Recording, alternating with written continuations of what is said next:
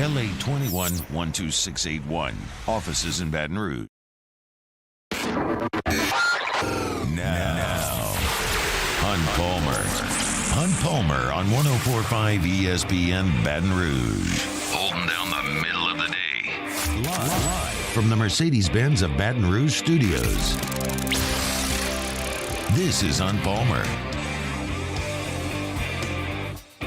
Welcome in. Hunt Palmer coming to you from the Mercedes-Benz of Baton Rouge studio downtown in the capital city on this Tuesday.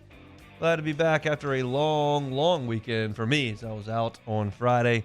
Then we all out yesterday for the Memorial Day holiday, but back in action now. We have got a lot to get to over the next 2 hours. How about our usual two guests for Tuesday? Always have Glenn West at 1:30 talking Tigers. Always have Sharif at 2:30. Sharif kind of covers all things New Orleans for us, generally Saints, then some Pels. We got Tulane to talk about. I texted Sharif this morning. I said, do you know anything about Tulane? He's like, yeah, watched them all last week. So we'll talk to Sharif a little bit about Saints OTAs as well as some Tulane baseball at 2:30. And then at 2 o'clock, straight up 2 o'clock, Rooster Southall is going to join us. Of course, Rooster was on the staff with LSU back in the early 90s for a national championship and is the actual head coach of the Baton Rouge Roo Group. We're going to crank things up tonight. So we're off and running here. We're with you till at 3 o'clock. Got Casey Gaines and Alondra Villarreal back there on the ones and twos. Appreciate y'all for locking us in. All right, here's what I want to do. I've kind of got the week planned out the way that I want to go about it each day. So today I want to get into what LSU did in the SEC tournament, how we should feel about the way that they're playing right now. And then we'll get into the bracket as it was set up and kind of the way that the selection committee approached things. Because I think that's important for our discussions year over year as we get into late April and May as to what we're supposed to be looking for. And we'll see what the selection committee did, in fact, look at. I think that's relevant. If you're looking for today a full breakdown of Tulane's pitching staff and Sam Houston's lineup, and you want to know everything you can about Oregon State's bullpen, not today.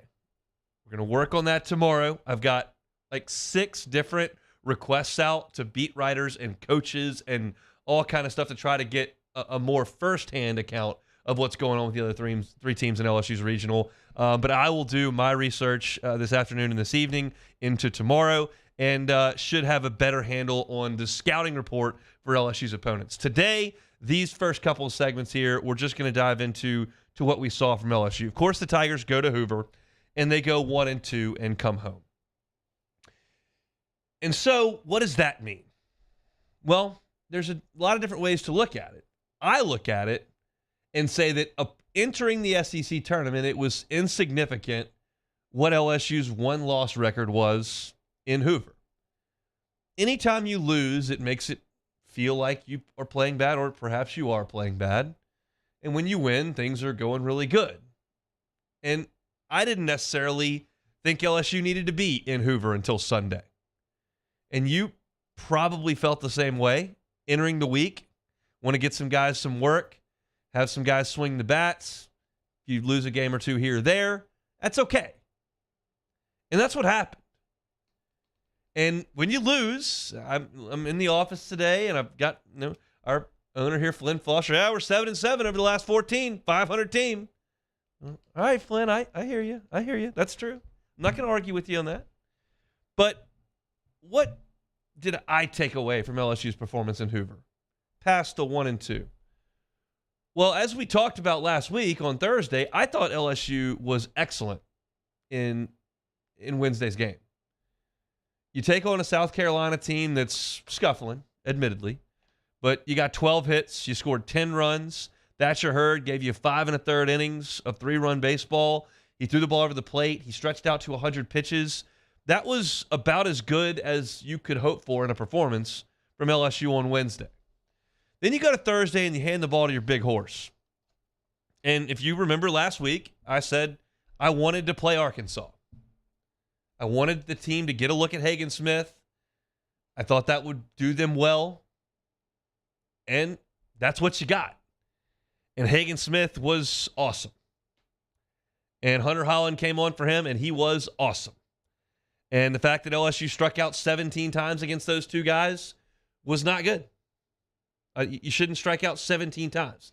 Now, if you think that Arkansas has unlocked some sort of code and some sort of a secret recipe to beating LSU, you just got to throw left-handers at them. Well, one, LSU's hit left-handers pretty good this year. And two, if you can find me another program that's got two left-handers that throw it like that, I'll take a look at them. But I can promise you this, because I have looked at this, nobody that's coming to Baton Rouge this coming weekend has two left-handers that look like that. So they're not going to quite be able to replicate that secret sauce. Still, I wish LSU would not strike out 17 times in that game. I wish basically your entire lineup didn't have two strikeouts. In that game, Cruz struck out twice. Pearson struck out 3 times. Kling struck out. White struck out twice. Thompson struck out twice. Jobert struck out twice. Dugas struck out twice. Milazzo struck out twice. That's not good. You got to put the ball in play at some point. However, in that game, LSU did get 11 hits. That's a lot. They only drew 2 walks, but they got 11 hits off those 2 guys. So it's hard for me to sit here and say that the offense was some sort of abject failure in that game. Scored 4 runs, got 11 hits. And you basically lost the game because you got a catcher's interference call. I would suggest that's about as acceptable a way to lose a meaningless game. Like, if you lose a game in Omaha because of that and you want to get upset about it, like, I'm all here for you. Any loss in Omaha, the only thing that matters is the outcome, and that's an unacceptable outcome, so I can get mad about that. But if I enter the game realizing I don't really care if they win or lose, me personally, and they lose because of a catcher's interference call that nets 3 runs, that's about as tolerable as it gets. And Cooper was great in that game. Came in there and was just Sandy Koufax from the left side. So the strikeouts, yeah, not good. But, performance, whatever. And then you have Skeens. And I thought Arkansas did just a magnificent job on Skeens. They took pitches. They didn't chase or expand. They stayed in at bats by making contact and fouling pitches off. Now, I get a little bit testy when people start to insinuate that hitting a bunch of foul balls is some sort of excellent execution of a game plan. Yeah, sometimes you get fooled and you get your hands to it and you can spoil a pitch. But, like, when you're taking full swings and you're just hitting some fouls with 2 strikes, you're just not squaring the ball up, but you're not striking out. And that's what I give credit for. Plenty of credit to me for not striking out. Not a ton of credit for just hitting a bunch of foul balls. But they did. They drove the pitch count up. They spoiled pitches. They drew walks. They got on base. And they hit some singles. And they got Paul Skeens out of the game. He probably would have pitched another inning, maybe 2. But they got him out of the game after 3 2/3, and they scored 5 runs. So I thought Skeens didn't have his best stuff, didn't have his best breaking ball, and Arkansas did an awesome, awesome job. And that's going to be a lot of teams' tasks, is to spoil Paul Skeens' outing. And Arkansas did a very, very good job of it. But I'm not necessarily too worried about the big guy come Saturday night, which is, I think he'll get the baseball. And then you go to the game on Saturday against Texas A&M, and the game on against Texas A&M. And I thought the biggest takeaway for me from that game was that Ty Floyd was really good again. And he goes 5 innings, only 3 hits, 1 run, 1 walk, 7 strikeouts, 93 pitches. I thought he was excellent. The fastball had good life to it, good ride. He threw a couple of really good breaking balls for strike 3. I thought he did a very, very good job. And then you look at the fact that over his last 3 starts, Ty Floyd against Mississippi State, Georgia, and Texas A&M, 18 innings, 13 hits, and 3 walks, so a whip under 1, 6 earned runs in the 18 innings pitched, and 24 strikeouts to go against those 3 walks. Floyd is throwing the ball very, very well right now. And that is a necessary development for LSU. I'm not certain where he's going to pitch, and I will get into that tomorrow. But he's a steady number 2 at this point. I think that's fair to call him a steady number 2. He's not an ace. He's not dominant. It's not some sort of lights-out 1-2 punch, but he's a steady 2. And I thought showed that against Texas A&M. Offensively in that game, LSU created a ton of traffic. They got 12 hits, drew 4 more walks, and they just didn't get runners home from third base with less than 2 outs. And that's not a problem on this team. It has not been all year. It was bad that day. And if that happens moving forward, you'll pay for it. It was bad that day. You had Dugas striking out with a run on third and less than 2 outs. You had Cruz coming up with men on base and not coming through. You created the traffic. You got base runners almost every single inning. You just weren't able to get the runner in. And you're talking about a team that scores as many runs as anybody in the league, that collects as many base hits as anybody in the league, that is as fierce an offense as there was in the SEC this year, but it just doesn't show up every single day, and it's not perfect every single day, and it certainly wasn't against Texas A&M. And you just hope that doesn't happen moving forward. I thought the bullpen was mediocre in that game. Herring wasn't great. Couple of walks and gave up a hit, and then they go to Dutton, and he hangs a breaking ball, and that gets hit out of the yard. I thought Coleman was not great, and then, Guidry had a clean inning. But in that game, you only allowed A&M to score 5 runs, and you didn't deliver when you needed to with runners on base in that game. So LSU didn't play great in the SEC tournament. Far from it, and they lost 2 games. But I think if I were to put my takeaways in order from that outing in Hoover, I would say number 1, Ty Floyd was excellent. That would be the number 1 in my list of most important things. I would say number 2, Thatcher Hurd put together a really nice start that went 100 pitches. I would put that as my second most important thing. I might put Nate Ackenhausen and his guts in his length as third, and then I would go fourth, like left on base and strikeouts. And again, you've heard this stat a million times. Performance in Hoover doesn't necessarily trickle into the regional. It doesn't. I mean, it could, but there's no correlation. Ray Tanner's South Carolina teams were always bad in Hoover. They went to the title series 3 times and won 2 of them. Ole Miss, Mississippi State, you've heard the last 2 years. Absolutely just crushed in Hoover. Won the national championship. You've now, though, reached the point where you don't care what it looks like. What's the result? For the entire season, I'm drawing what does it look like? Who's playing well? Who's doing something? No, now that doesn't matter. Now you have to go out there and get it done. And so we'll see if they do. We've got the draw. We've got the tournament bracket. We'll take a look at that next on the Hunt Palmer Show. This is Hunt Palmer. Our listeners fire up their opinions on the jimsfirearms.net hotline at 499-1045. Keep listening for your next chance to shoot us your thoughts with the jimsfirearms.net hotline on 1045 ESPN Baton Rouge.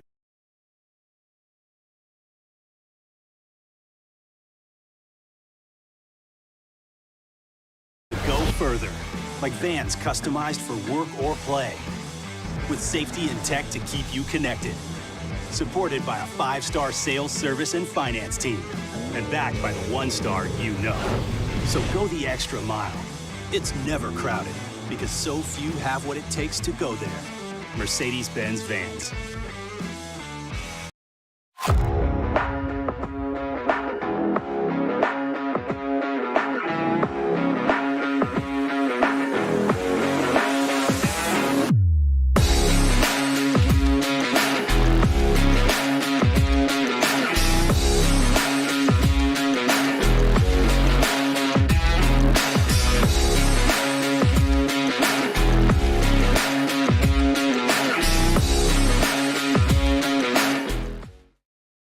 is a taco more than just a taco when it's Government Taco. Voted best tacos 3 years in a row by 225 Magazine, Government Taco puts the most delicious spin on tacos the capital area has ever seen. With creative combinations like the Magna Carrot, the Filibuster, or the Steak of the Union. Plus perfect tortilla chips paired with the best salsa and queso you've ever had. And happy hour every day from 3 to 6 p.m. and all day on Thursday. Government Taco, 5621 Government Street. Hey there, little buddy. What's the matter? What's the matter? My windows, siding, and my door. That's what's the matter. Relief Windows can fix all that. I got you. Pop, pop. What's up? Oh my gosh, look! Curb appeal. That's a good-looking neighborhood. ReliefWindows.com. Hey, what's up, y'all? It's that time again. It's heating up. Your boat's getting ready to come out and spend all summer on the water. It's time to take your boat to the next level with front-to-back boat service, where if you want an incredible custom speaker install, it's going to blow people away in the water, that's there for you. You want an HD sonar where you can see the fish under the water before you cast, beat all your friends, that's there for you at front-to-back boat service. So don't put it off. We got the parts in right now. Get them now before they go back on back order. Front-to-back boat service. Gulf Coast Office Products is a nationally recognized Savin office equipment dealer based right here in Louisiana. Over 100 employees strong, Gulf Coast has the boots on the ground to support all vertical markets, from education, engineering, legal, and finance. With the latest in office technology, from desktop to production segment units, Gulf Coast and Savin have the perfect fit for you. Call 225-756-2644. That's 756-2644 for Gulf Coast Office Products. I've been doing business with Luba for 25 years. They're dependable, trustworthy. It's just the attention to detail with our clients. Our folks have years and years of experience. They're highly trained professionals. But many companies have that asset. What I'd like to think makes Luba a bit different is that we use those talents in a way that truly is dedicated to serving the needs of the folks who depend on us.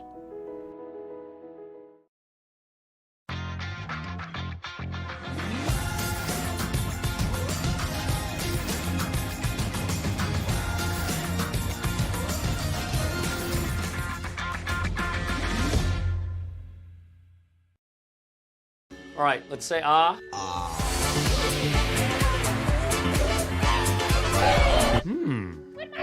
It's Musso from all of us here at AFR. Have a happy, safe Memorial Day. We're off on Monday, but we are back on Tuesday reacting to LSU's draw in the NCAA baseball tournament. Join us then, 3 to 6, 104.5 ESPN Baton Rouge.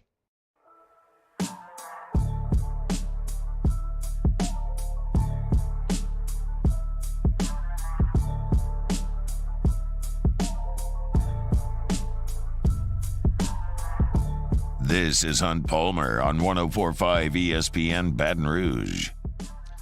Sitting here in the studio and on the SEC Network feed, it's on one of our TVs in here. They're playing that Ole Miss last in, last out thing.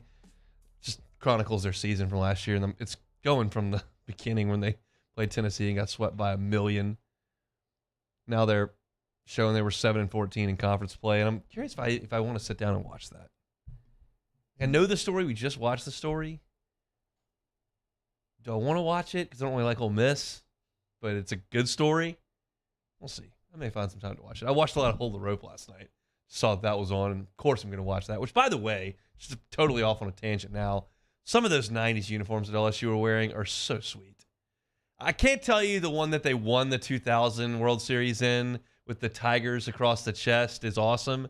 But like some of those purples that they were wearing that have the gold and white piping on them.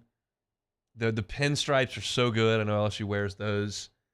Some of those 90s uniforms, I don't know if it's the nostalgia that comes with them or what, but they're awesome. So let's talk about what the committee did. We'll start with Southeastern Conference play, because what is the rule of thumb that I almost always give when they start SEC play?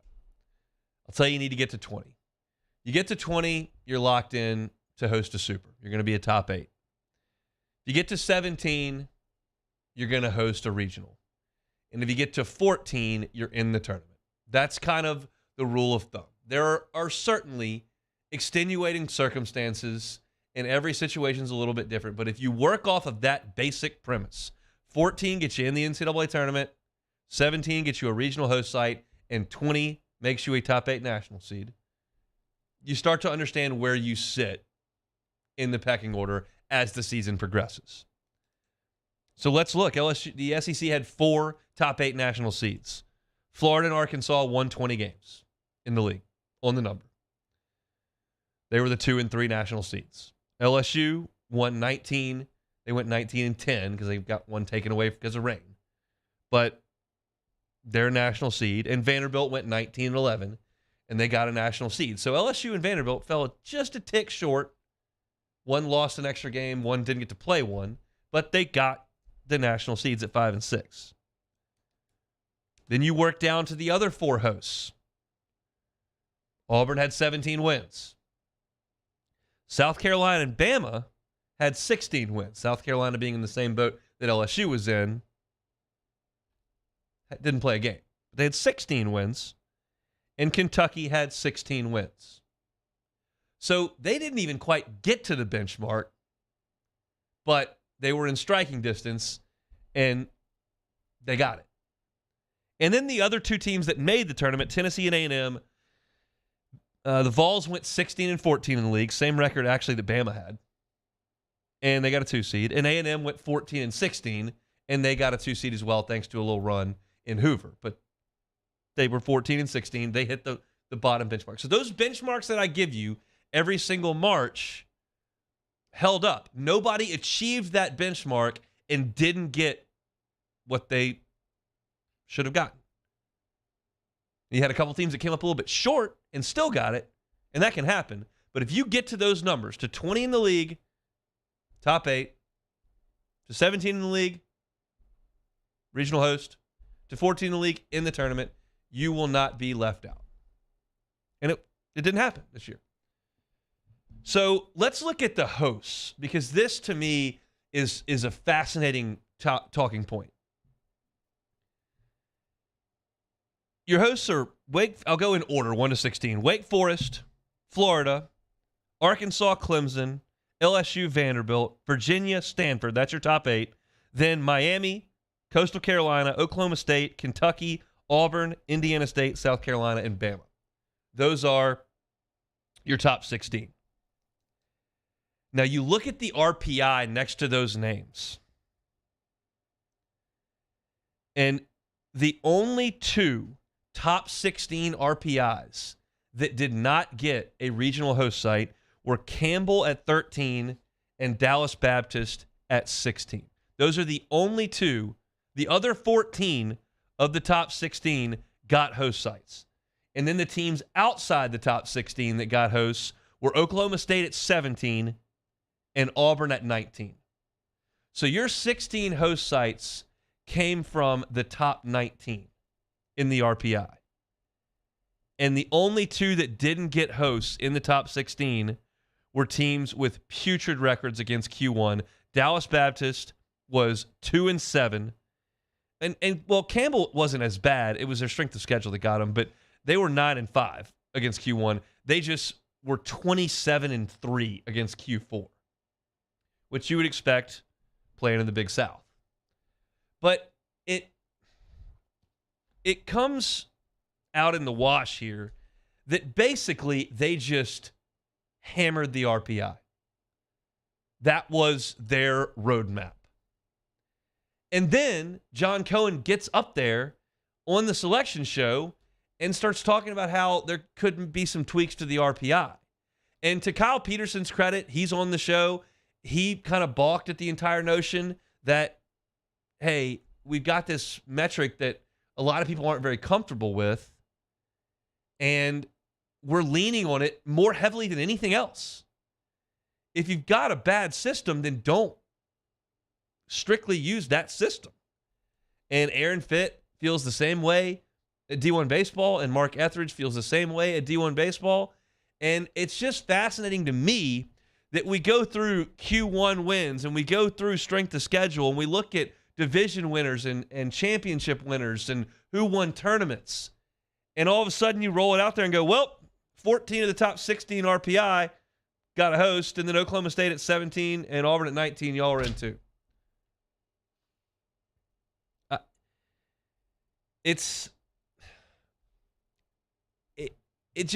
Mark Etheridge came on here, and he looks at this as closely as anybody in the media. That's kind of his lane. He's not necessarily the guy who does a lot of scouting. He's not necessarily he handles what the committee does.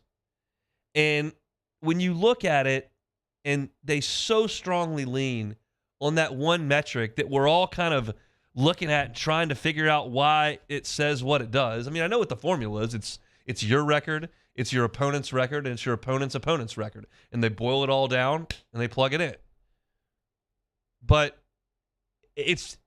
we could have almost avoided all the discussion that we had over a 3-week span there at the end and just defaulted to the number left of your name on the Warren Nolan site. That's it.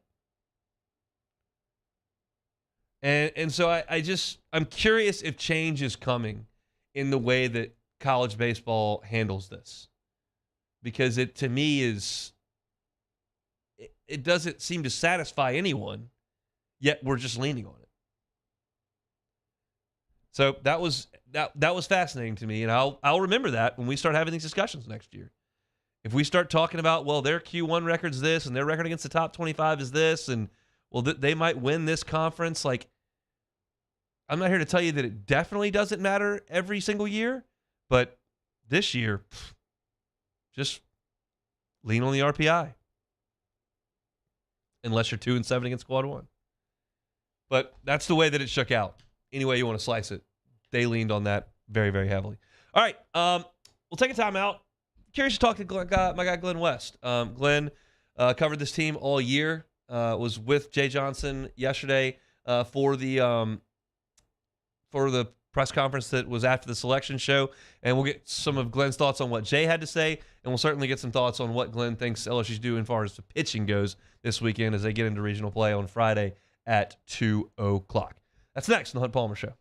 Hunt Palmer on 104.5 ESPN Baton Rouge. One Bath and Closets, onebathandclosets.com. David Duvall and his team have been at it for 3 decades, helping you redesign and remodel bathrooms and closets. I was fascinated talking with David last week about some of the things that he can do in terms of closet space. Talking about pull-down rods for hanging stuff that can be up and out of the way, such as like winter coats that we only use around here for a couple of months out of the year. You can store those things way up high and just have a rod there you can pull right on down when it's time to pull those coats down from the top of your closet. How about a valet rod? You can put one of those in your closet so you can look at what your outfit would look like without holding it up against yourself or trying to find a mirror and just hanging on the little valet rod. They do that all the time. And he said 80% of the people that he comes across do not have ample space for their shoes. And he specializes in making sure you've got some room for all your shoes or your spouse's shoes in your closet. Check out what they can do for you. Request a free consultation at onebathandclosets.com. Let David and his team come out and help you to create the bathroom of your dreams or a closet perfectly customized to your current situation. It's David Duvall and his team, and you can find him at onebathandclosets.com.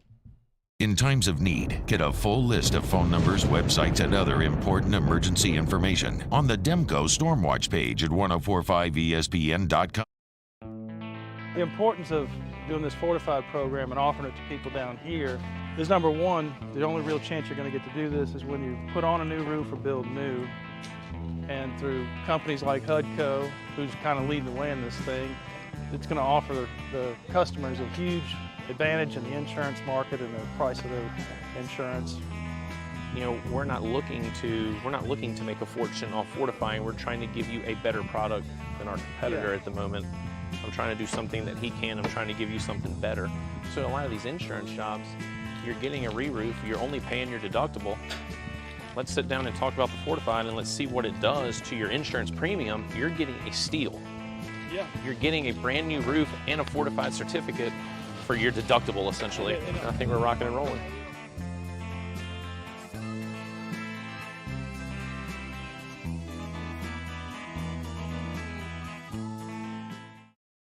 Follow us on Twitter at 1045ESPN to cast your vote in the Citizens Bank and Trust poll of the day. Vote daily inside Off the Bench, anytime. Hunt Palmer. And after further review, Citizens Bank and Trust brings you the poll of the day via Twitter at 1045ESPN. Bayou Ford has $15,000 off plus 0.9% APR for 60 months on all new 22 Ford F-150 SCA trucks and incredible deals on all remaining 2022 inventory. All with Bayou's 1 million mile warranty. The crew at Bayou Ford is going to do right by you. Hey there, little buddy. What's the matter? What's the matter? My windows, siding, and my door. That's what's the matter. Relief Windows can fix all that. I got you. Pop, pop. What's up? Oh my gosh, look! Curb appeal. That's a good-looking neighborhood. ReliefWindows.com. When is a taco more than just a taco? When it's Government Taco. Voted best tacos 3 years in a row by 225 Magazine, Government Taco puts the most delicious spin on tacos the capital area has ever seen. With creative combinations like the Magna Carrot, the Filibuster, or the Steak of the Union. Plus perfect tortilla chips paired with the best salsa and queso you've ever had. And happy hour every day from 3 to 6 p.m. and all day on Thursday. Government Taco, 5621 Government Street. There it is, the extra mile, on the border of expected and extraordinary for those willing to go further, like vans customized for work or play, with safety and tech to keep you connected, supported by a 5-star sales, service, and finance team, and backed by the 1-star you know. So go the extra mile. It's never crowded, because so few. Up on Wednesday's OTB. We continue to get you ready for the Baton Rouge Regional. Plus, Matt Flynn subs by for an hour of blustering, do a late OTB mailbag, and I'm sure some football stuff. Off the Bench, 7 to 10 a.m., 104.5 ESPN.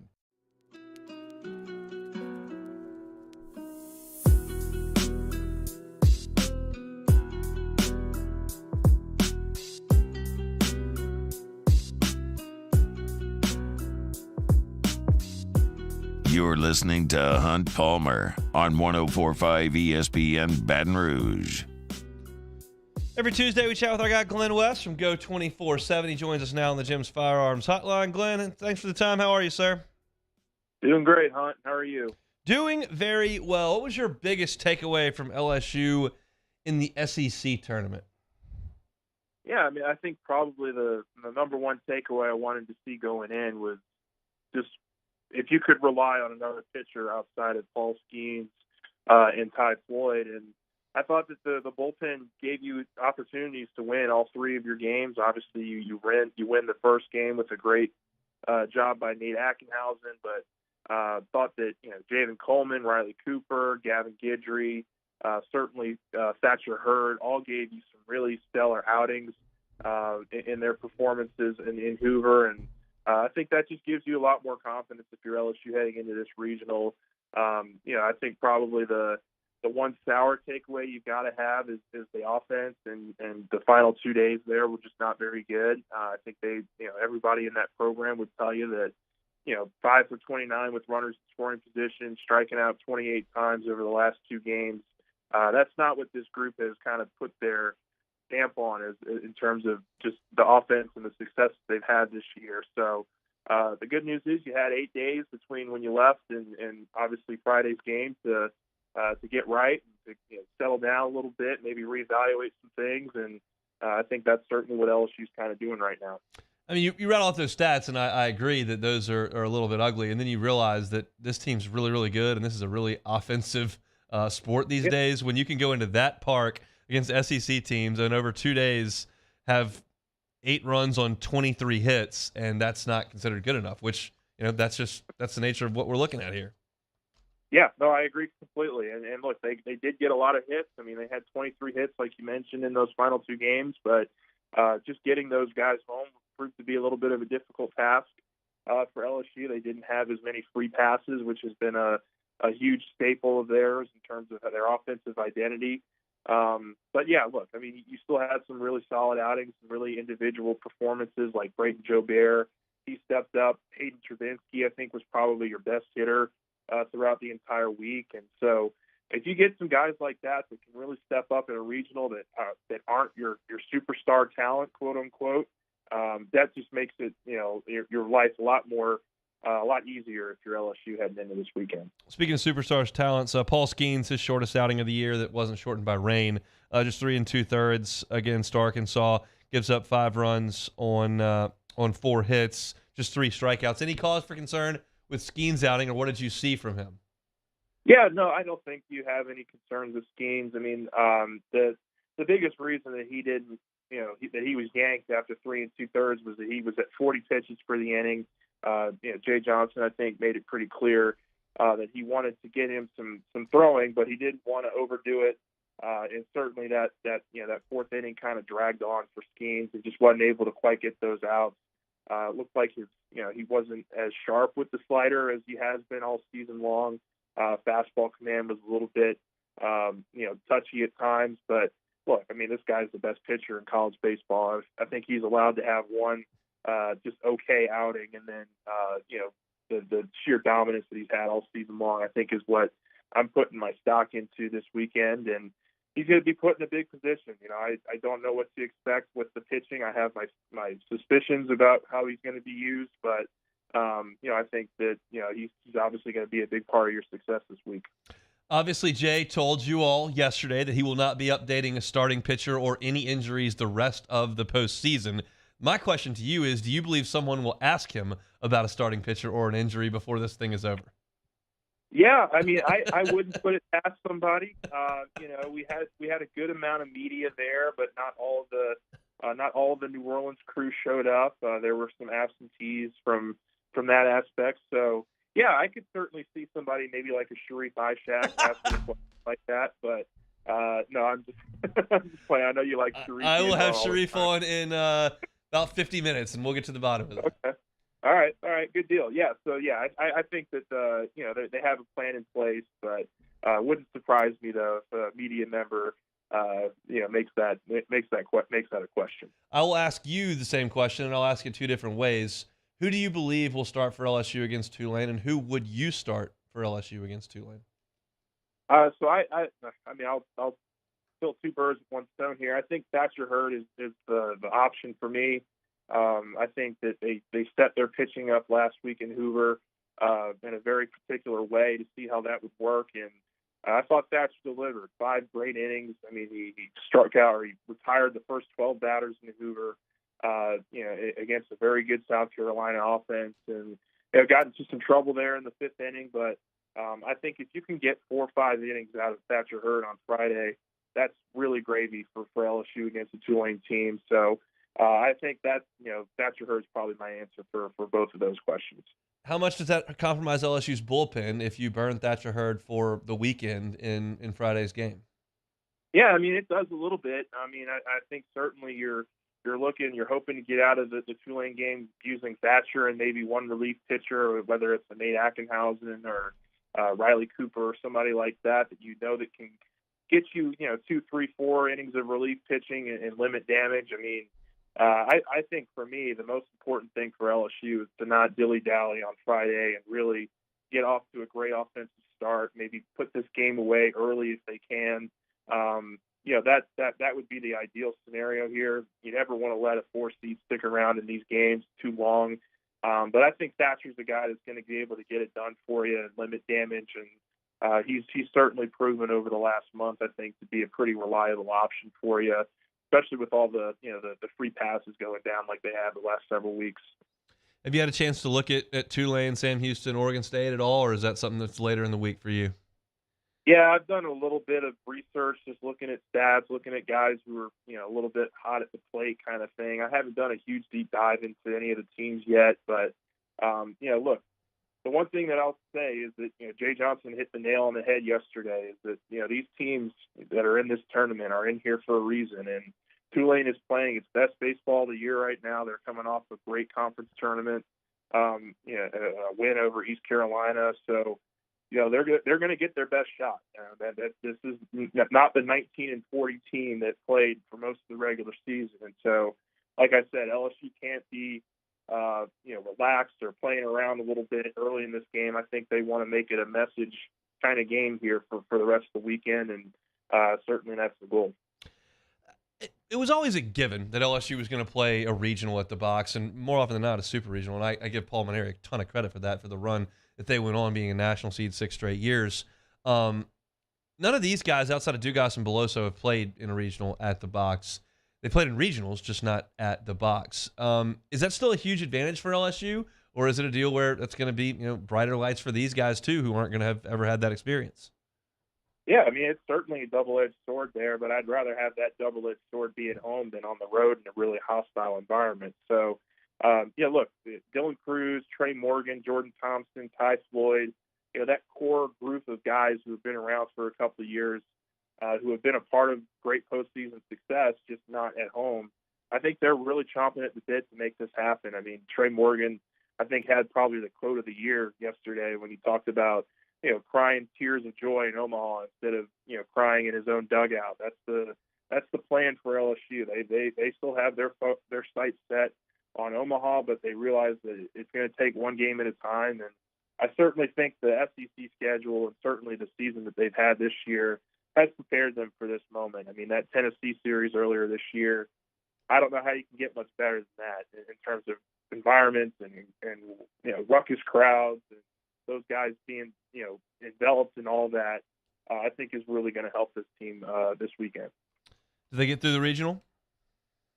I think so. I think so. If you get past Friday, you're looking at Skeens and Floyd on back-to-back days. I think that should give you a lot of confidence. I mean, whether it's if it's in the winners bracket, you get a chance to play Oregon State or Sam Houston with Skeens on the mound. I like LSU's chances to get out this weekend. You think they do it in 3 days? I think you got to hope they do it in 3 days. Otherwise, you're really relying on the back end of your bullpen in a really crucial Game 4. So I think you certainly want to get out of there as quick as possible. Glenn, we'll see you out at the box this weekend. Thanks, man. Yeah, absolutely, Hunt. See you there. He is Glenn West, senior writer over there at Go 24/7. Does an awesome job covering the team. They got your recruiting coverage over there with Sonny and the gang as well. And we always appreciate Glenn jumping on here at 1:30 on Tuesdays. And if he wants to fire a shot at Sharif Ishek like he did there in that segment, that's going to be fine because we'll have Sharif on in 45 minutes and he'll be able to stand up for himself. And Sharif is the guy that I think would actually make a scene and go in there and ask Jay about starting pitching when Jay has made it very clear that he's not going to announce any starting pitchers. So I think it's suggested that everyone announce their Game 1 starting pitcher on Thursday. All 4 teams will practice on Thursday. All 4 teams will hold a press conference on Thursday, and the coaches will have been in communication. It's not that Jay doesn't want me, the radio guy, to know who the starter is, or he doesn't want you, the fan who's coming to the game, to know who the starting pitcher is. He doesn't want the other team to know who the starting pitcher is going to be until he knows who theirs is, so that everybody has the exact same amount of time to prepare.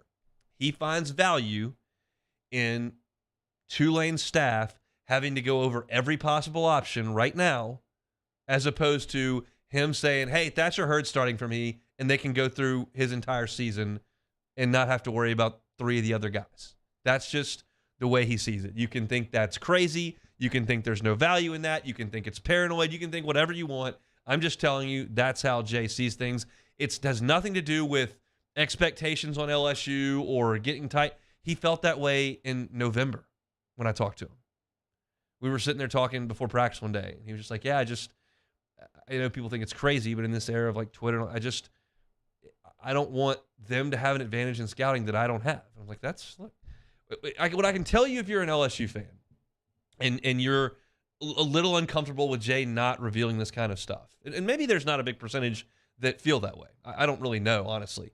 But if you're an LSU fan that doesn't like it, I promise you it's because he cares that much and he's trying to win the game. Like, that's the best way I can describe it to you. Like, he sees value in potentially winning the game that way, and that's why he wants to handle it that way. So, appreciate Glenn for jumping aboard. We'll see him out at the box this weekend. It can't come soon enough. Let's take a timeout. What are we closing hour number 1 out with? I had forgotten. Yes. saw some pretty impressive basketball last night from one team and pretty not impressive basketball from another team. We'll talk a little NBA. When we come back to start hour number 2, we'll have Rooster Southall on, former LSU staff member, as well as the head coach of the Baton Rouge Rougarou this summer. Got to talk SEC football scheduling, and then, of course, like I mentioned, Sharif Ishek coming up at 2:30. So come back with us on the Hunt Palmer Show. Hunt Palmer on 104.5 ESPN Baton Rouge. LWCC is Louisiana Loyal, elevating and celebrating champions of Louisiana. The champion we're telling you about right now is Acadian Companies. Acadian is grounded in its people and the culture right here in South Louisiana. They were founded in 1971 by a duo that recognized the need for local emergency medical support, and quickly, Acadian established itself as an early industry trailblazer. You know Acadian from the great work they do with their ambulance service, but what you may not know is they've got some really great philanthropic programs like Hometown Heroes. That's where they partner with local high schools and they train and prepare students for a career as a licensed EMT. That provides a young person in our community with a career, and it also makes a huge impact because they're saving lives. Acadian Company is truly a champion of Louisiana. If you know a champion of Louisiana, we invite you to go to lwcc.com/champions to nominate a champion of Louisiana so we can tell their story right here on the Hunt Palmer Show. Acadian Companies is our champion of Louisiana. LWCC is Louisiana Loyal. Our listeners fire off their opinions on the jimsfirearms.net hotline at 499-1045. Keep listening for your next chance to shoot us your thoughts with the jimsfirearms.net hotline on 104.5 ESPN Baton Rouge.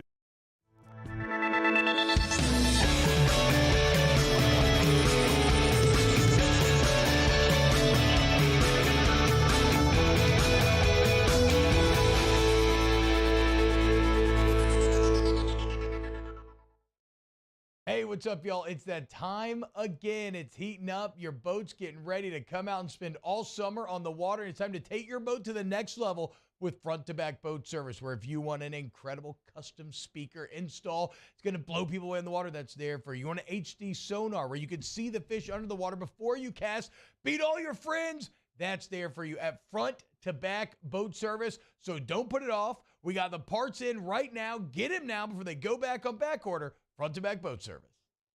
Hello, Samantha, dear, I hope you're feeling fine. And it won't be long until I'm with you all the time. But until then, I spend my money up right down on my last dime.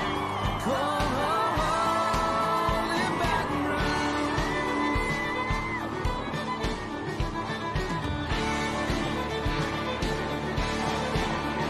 I'm ready, what you put me on through. Gotta send my love down to I've been doing business with Luba for 25 years. They're dependable, trustworthy. It's just the attention to detail with our clients. Our folks have years and years of experience. They're highly trained professionals. But many companies have that asset. What I'd like to think makes Luba a bit different is that we use those talents in a way that truly is dedicated to serving the needs of the folks who depend on us. There it is, the extra mile, on the border of expected and extraordinary for those willing to go further, like vans customized for work or play, with safety and tech to keep you connected, supported by a 5-star sales, service, and finance team, and backed by the 1-star you know. So go the extra mile. It's never crowded, because so few have what it takes to go there. Mercedes-Benz Vans. When is a taco more than just a taco? When it's Government Taco. Voted best tacos 3 years in a row by 225 Magazine, Government Taco puts the most delicious spin on tacos the capital area has ever seen. With creative combinations like the Magna Carrot, the Filibuster, or the Steak of the Union. Plus perfect tortilla chips paired with the best salsa and queso you've ever had. And happy hour every day from 3 to 6 p.m. and all day on Thursday. Government Taco, 5621 Government Street.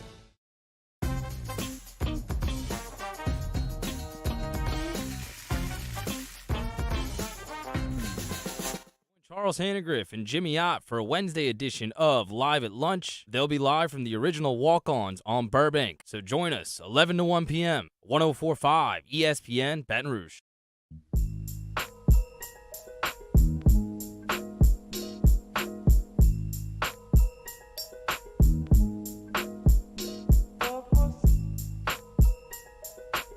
This is Hunt Palmer on 104.5 ESPN Baton Rouge.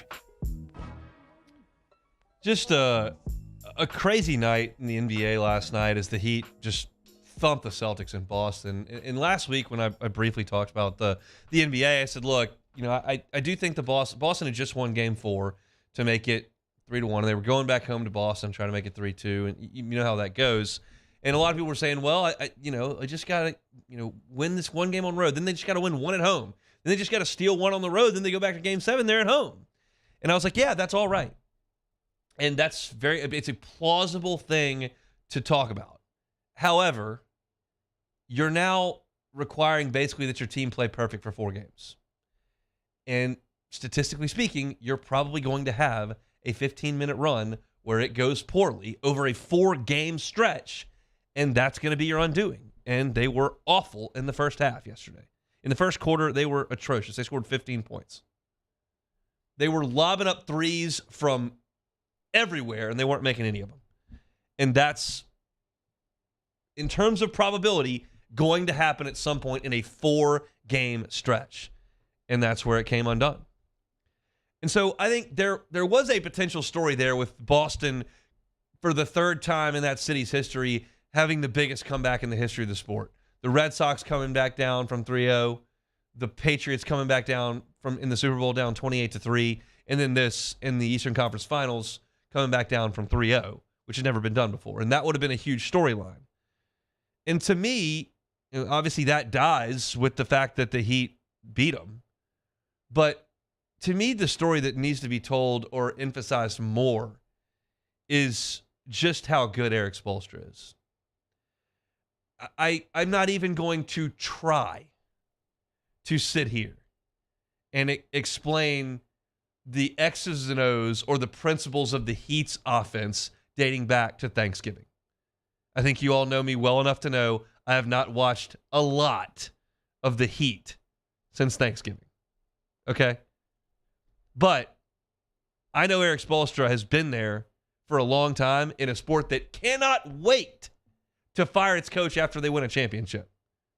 Toronto, Milwaukee, just championship fired. Like 2 seconds later, we're firing people after championships. And Miami and Pat Riley have said, no, we know what we're doing here, and people can come and go. LeBron can come and go. Dwayne Wade can come and go. Chris Bosh can come and go. And we'll go get the next guy, and we'll go draft these guys, and we'll sign these undrafted free agents, and we'll create a culture where we're picking the players and Eric Spoelstra's coaching them, and we're going to have a really good organization, and it's going to run smoothly.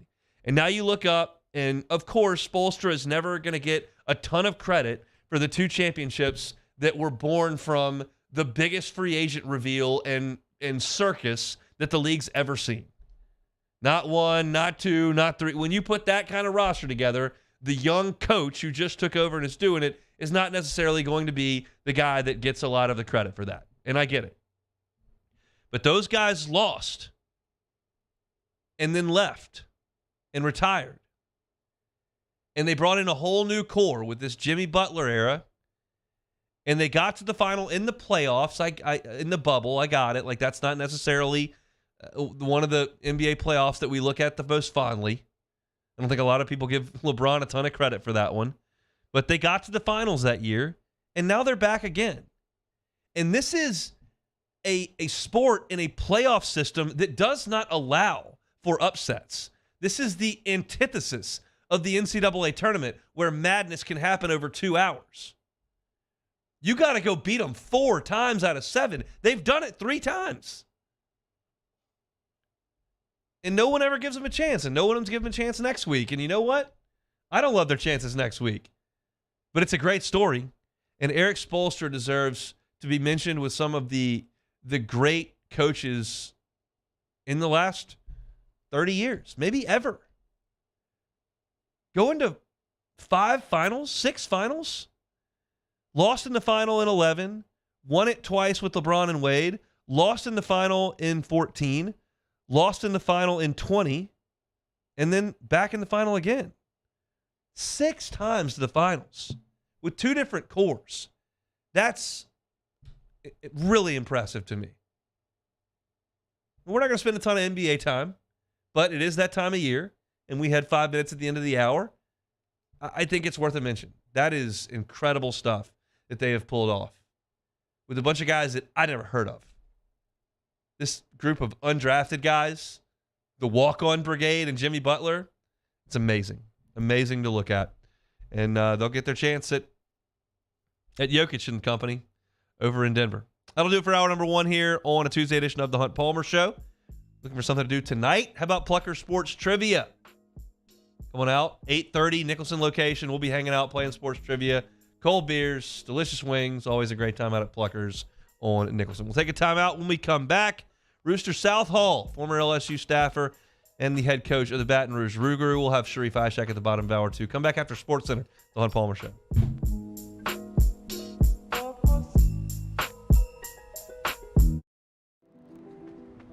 I drove myself to the ER, had heart surgery, and drove myself home 24 hours later, feeling fine. Starting running again after the procedure, I'm getting excited thinking about it. I had no pain, nothing. I felt great. And right then and there, I was like, oh my God, I'm back. I'm back. It's just amazing. Ochsner Health. Long live you.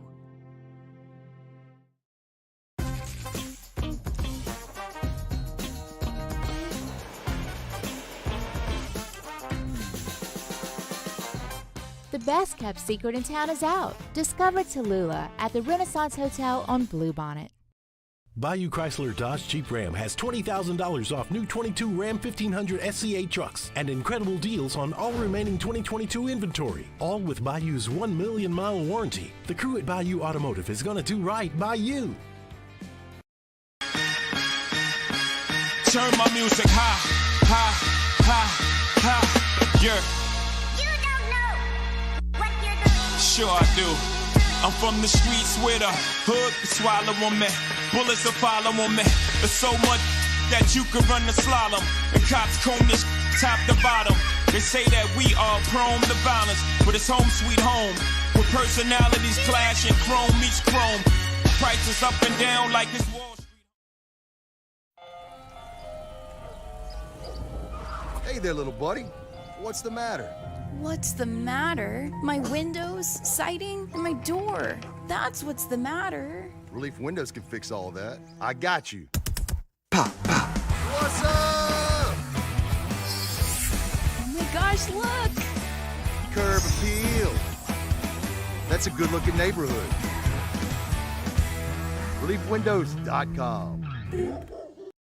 Hey, what's up, y'all? It's that time again. It's heating up. Your boat's getting ready to come out and spend all summer on the water. It's time to take your boat to the next level with front-to-back boat service, where if you want an incredible custom speaker install, it's going to blow people away in the water, that's there for you. You want an HD sonar where you can see the fish under the water before you cast, beat all your friends, that's there for you at front-to-back boat service. So don't put it off. We got the parts in right now. Get them now before they go back on back order. Front-to-back boat service.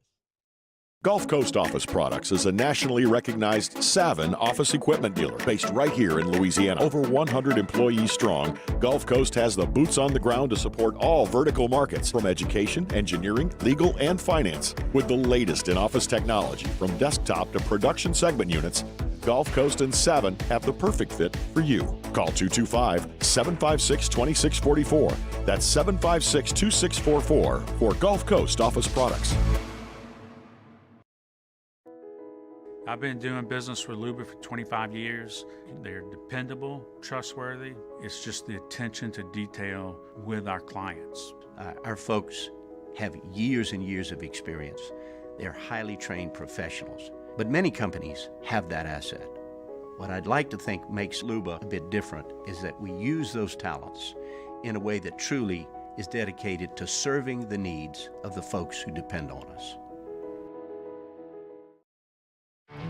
There it is, the extra mile, on the border of expected and extraordinary, for those willing to go further, like vans customized for work or play, with safety and tech to keep you connected. Supported by a 5-star sales, service, and finance team, and backed by the 1-star you know. So go the extra mile. It's never crowded, because so few have what it takes to go there. Mercedes-Benz Vans.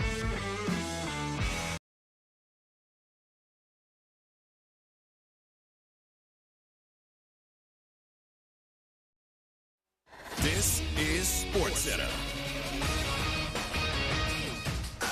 I'm Christine Lisi. Saying it's just time, Bob Myers is stepping down as president and GM of the Warriors. Told ESPN's Adrian Wojnarowski his decision-making process included several factors beyond money. The 48-year-old, a two-time Executive of the Year and architect of 4 NBA championships with Golden State, said he's unsure of his future professional pathway.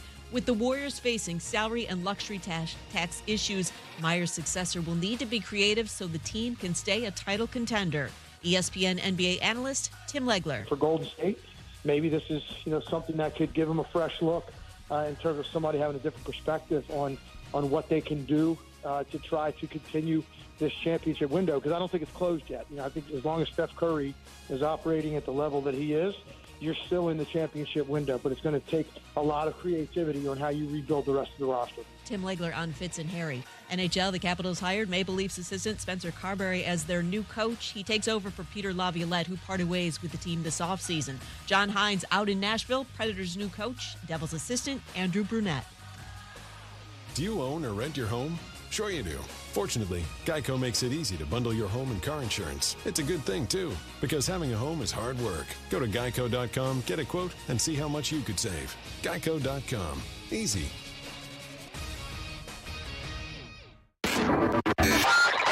Now, Hunt Palmer on 104.5 ESPN Baton Rouge. Holding down the middle of the day. Live from the Mercedes-Benz of Baton Rouge studios. This is Hunt Palmer. Hour 2 on a Tuesday. Hunt Palmer Show, 104.5 ESPN Baton Rouge. Appreciate you hanging out with us. Get a work week started here. A short work week, which we like. It's the beginning of summer here. Summer means a lot of vacations, some time off, but it also means a lot of baseball. The guy who spent his life in baseball is Rooster Southall. He joins us now on the Jim's Firearms Hotline. He is the manager of the Baton Rouge Rougarou. They'll crank things up tonight. Rooster, thanks for the time. How are you? Man, if I was any better, I'd be twins. How are you? I'm doing very, very good. Look, I walked into the studio this morning. I see two 6'3", 6'4" guys wearing Baton Rouge Rougarou jerseys. I got Rance in here. I got T-Bob in here. They're all fired up and ready to go. I got to imagine your juices are flowing a little bit as y'all get ready to get started tonight. Yeah, just a little bit. I'm excited. We brought the guys in for the first time yesterday. Kind of got a good look at them. I talked to them all. Obviously seen statistics and all that, and took a little BP, ground balls, fly balls. Some of the pitchers threw some bullpens over the weekend. I'm excited, and this is a really good league, and it's fun. It's a lot like the minor league. It's wood bats, but there's sponsorship promotions going on all the time between every half inning, and so it's a lot of fun. And with 48 games in 62 days, it's really like the minor league. It is. I was fortunate to call a couple of games last summer, and it's a high level of baseball, and it's a lot of fun to go out there and watch the guys. I'm curious because a lot of our listenership here is their college baseball exposure is LSU, and LSU season starts in the middle of February, and it ends right there in June at some point. And then the LSU players go off in the summer in a lot of cases, and they go develop their game, and they go work on some things. And that's the case with the guys that you've got here with the Rougarou. So do you get instruction from college coaches saying, hey, this guy needs to play second base this summer? Hey, this pitcher really needs to work on his changeup, or is it, hey, you take these guys and you go try to win baseball games? No, it's a little bit of both. Actually, I love it when the coach says, hey, I want to hold this guy to, 30, 40 innings. Some of them say, hey, I'm going to make him a starter. So if you could help in that process, yeah. And I'll, of course, that answer is absolutely. We'll get him some starts. And then some guys, they'll say, look, he can make 15 appearances because that's how I'm going to use him, one inning at a time. And, part of like my challenge is because I didn't have a whole fall practice with him. We just kind of jump right in the frying pan. I got to figure out who's a a sinker slider kind of guy can get me a ground ball when I need it, bring him in as when there's a guy at third base and one out. I don't want to bring in the fly ball pitcher. Give up the sac fly, give up the run. So there's some learning that we got to do, but there are some instructions from the coaches, and some of them, that I have relationships with, they know that I'm going to be good and fair to the kids, but I'm also going to be brutally honest, and say, look, we got some wood to cut here. There's some work to be done. Let's get after it. I know last year, the Rougarous' first year, and things got off to a little bit of a bumpy start, but the second half of the year, if memory serves, I called a couple of those games, was a lot better. How much in a better spot are you all as kind of a collegiate team in the summer moving forward? Are you all in a better shape than you were 12 months ago today? Yeah, I think so, and mainly because of Ronnie Rance. As you know, Ronnie has put a tremendous amount of effort into this, as an owner.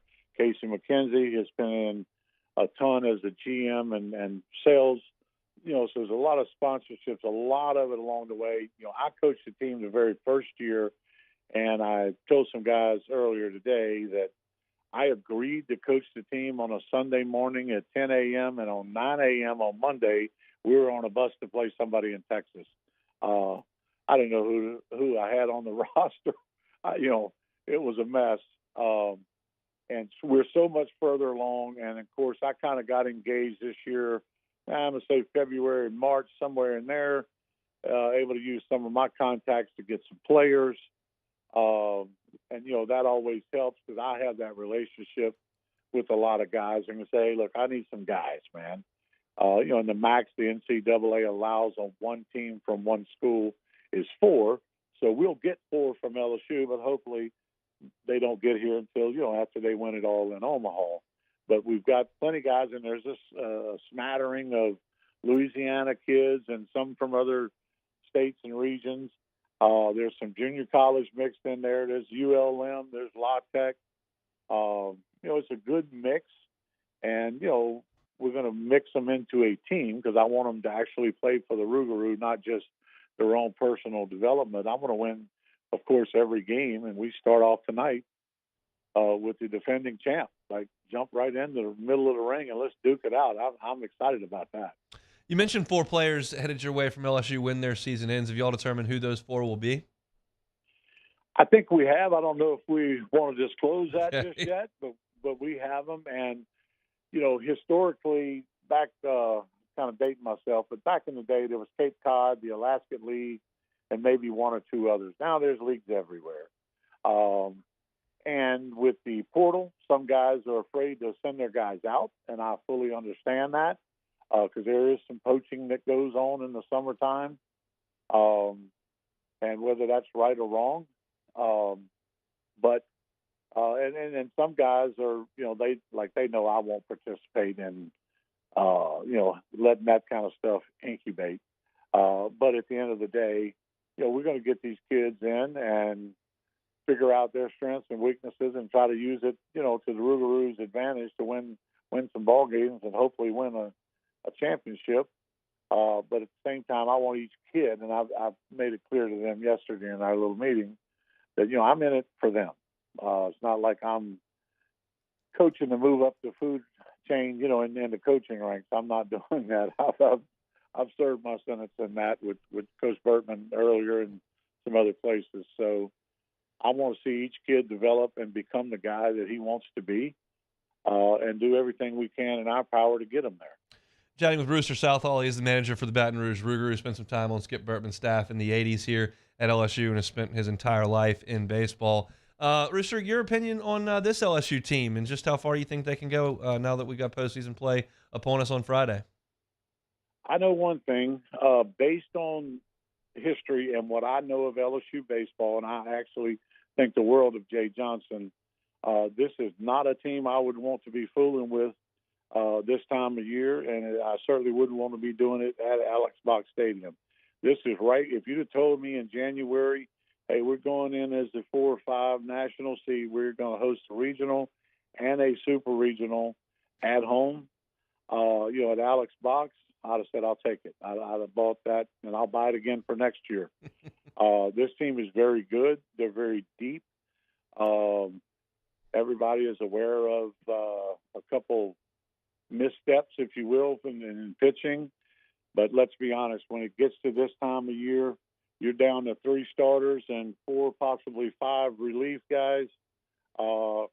And you, as a coach, you know what you're getting when you put them in. And this team is very good and quite capable of winning a national championship. One more for you, Rooster. This is kind of a big picture thing because I know you've spent time scouting and have been in the game for so long. I'm curious your thoughts on the state of baseball in terms of using analytics like spin rate, launch angle, all that kind of stuff in scouting of high school and college players, and how much different it is than it was 25 years ago. Well, the analytics has really come into play, and what I'll tell you is it certainly has been validated and very useful in some aspects. And the naked eye and the guy that's been looking at it knows what players are supposed to look like, at the big league level. For example, I watch Major League Baseball games all day, every day. If they're playing, I have it on. I'm fortunate to work from home. And, you watch enough amateur ball, you start thinking guys can play until you watch the big leagues play. And a lot of guys, I think, get too busy to watch the major leagues. And analytics plays its role. I think the teams that are doing it the best are doing both. They still have, I don't even want to call it old school, but they still use the naked eye. And, you're looking for 5 tools. They're using the analytics. And spin rate, for example, that's great. We have a guy with the Braves, Spencer Strider, who took some of that stuff to heart and was able to increase spin rates on certain pitches, this and that, and became much better than he was at Clemson. And he's an absolute dude right now in the big leagues. So it has its role. Now, you have to keep in mind a kid like Spencer Strider is an athlete. And pretty much any coach can tell him anything, he can do it. You know what I mean? Some of the guy that's a little more, may have a great arm, but be athletically challenged, may not be able to pull some of that stuff off. It all still has its role, and I think the complete teams that are doing it the best are still looking for those 5 tools with the naked eye. They're using some measurables in the analytics to say this works and that doesn't work. Or, boy, if you could get your curveball to get to this RPM, I think we can get some more sharpness to it. There's a role for all of it. And more importantly, probably than all of it, is that 6 tool that I've always been a big believer in. That 6 tool is what's inside the kid and, what is he outside of those lines?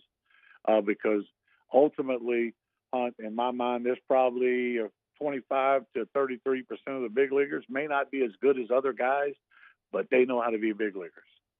It's 162 games in 180 days, and the fans have showed up, paid a lot of money to be there, and you're the dancing bear at the circus. You need to perform. The bear's got to dance. No doubt about it. That's fascinating stuff as the game continues to evolve, and it's just I'm fascinated by that kind of stuff and appreciate your perspective on it. Baton Rouge Rougarou crank things up in summer baseball this evening. They'll be at Pete Goolsby all summer long. Get out there and watch them. Rooster Southall, the manager of the Rougarou, checking in with us. We'll do it again soon, Rooster. Thanks. Thank you, man. It is our pleasure. The guy's been in baseball a very, very long time. As he mentioned, scout for the Braves at this point, was on Skip Bertman's staff in the 80s, helped recruit the 91 team that won the national championship, and is now heading things up with the Rougarou. Ruga T-Bob. He was there. I'll be calling some games a little bit later this summer in July once we wind things down on the LSU side here in Baton Rouge. But go out and see him. It's a lot of fun. It's great for the kids. Go out there and watch some baseball affordably. Got some concessions, and Ronnie does a great job kind of setting some things up out there that make things really fun in terms of the viewing experience for the kids. So thanks to Rooster Southall for checking in. 104.5 ESPN and Acura of Baton Rouge. Want to know how rad is your dad? Upload a picture of your dad doing dad things to 104.5 ESPN Baton Rouge now through June the 15th for a chance to win him a charter fishing trip for 4, courtesy of LouisianaCharterFishing.com. We'll choose a winner at random on June 16th. So happy Father's Day from Acura of Baton Rouge. LouisianaCharterFishing.com and 104.5 ESPN. 15 minutes, we'll chat with Sharif Ishek. I got to get you caught up on what's going on over in Destin, where they can't figure out what they want to do in terms of how to put this football schedule to go. And surprise, surprise, what always wins out is winning out. That's next. This is on Palmer. In times of need, get a full list of phone numbers, websites, and other important emergency information on the Demco Stormwatch page at 1045ESPN.com.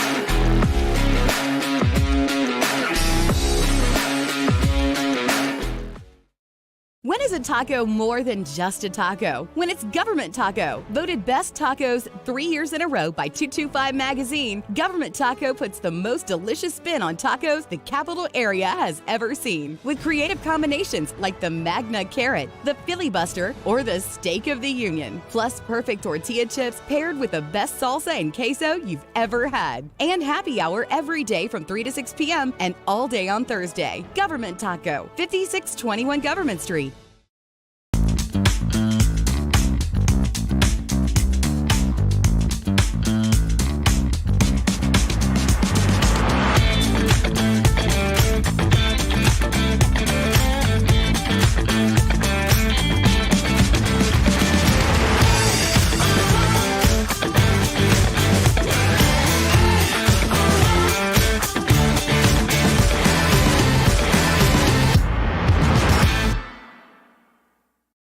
Electricity is all around us, and our families depend on it. Every day is sparked by the power of a cold drink or a warm meal, a movie night, and a comforting light at the end of a dark hallway. From sunrise to sunset, playtime to bedtime, our team is ready to take care of your electrical needs. Even in the case of an after-hours emergency, the light in your life shines brighter with Mr. Electric.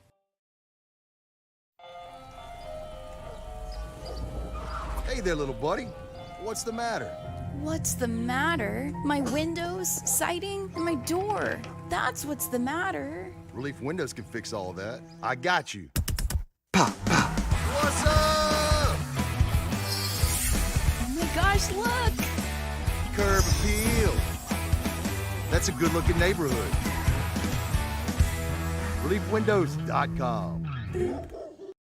Hey, what's up, y'all? It's that time again. It's heating up. Your boat's getting ready to come out and spend all summer on the water. It's time to take your boat to the next level with front-to-back boat service, where if you want an incredible custom speaker install, it's going to blow people away in the water, that's there for you. You want an HD sonar where you can see the fish under the water before you cast, beat all your friends, that's there for you at front-to-back boat service. So don't put it off. We got the parts in right now. Get them now before they go back on back order. Front-to-back boat service.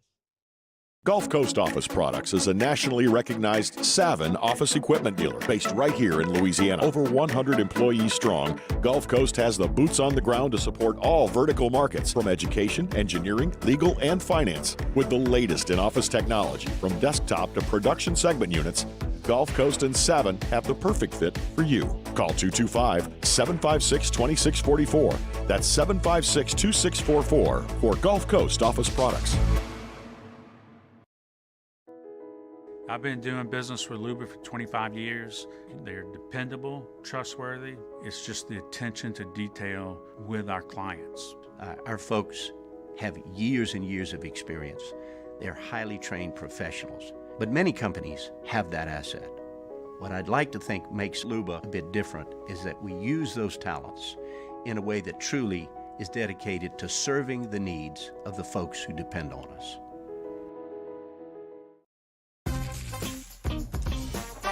It's Musso from all of us here at AFR. Have a happy, safe Memorial Day. We're off on Monday, but we are back on Tuesday reacting to LSU's draw in the NCAA baseball tournament. Join us then, 3 to 6, 104.5 ESPN Baton Rouge.